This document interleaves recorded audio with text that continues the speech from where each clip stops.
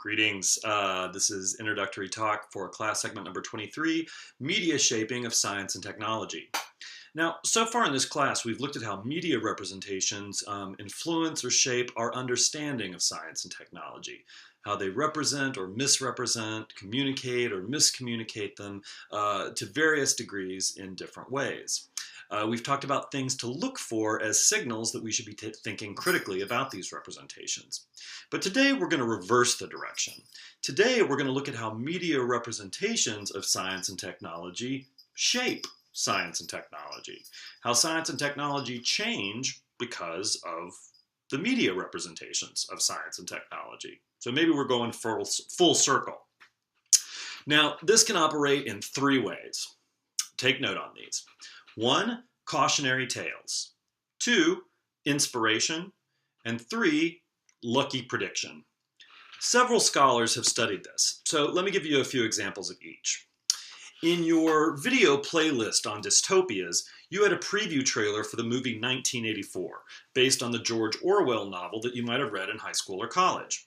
Now, this dystopian representation of science and technology shows an intrusive government that constantly spies on its citizens through things like a two-way TV that can watch you back. Throughout the years, up until our very recent controversies around the National Security Agency spying on America's computers and cell phones, 1984 has been referenced as an example of what we don't want to do as a society. It's a dystopian representation that acts as a reminder of our values, our dreams, what we don't want science and technology to be used for. It's a cautionary tale, a warning, and it can influence us, hopefully, by keeping us from doing those very things.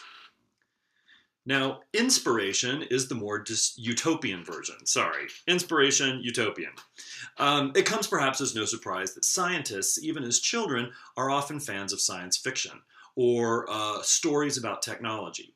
Many times, when they grow up and become scientists or technologists, they try to recreate the imagined machines and technologies that they saw in sci-fi movies or read about in books when they were young.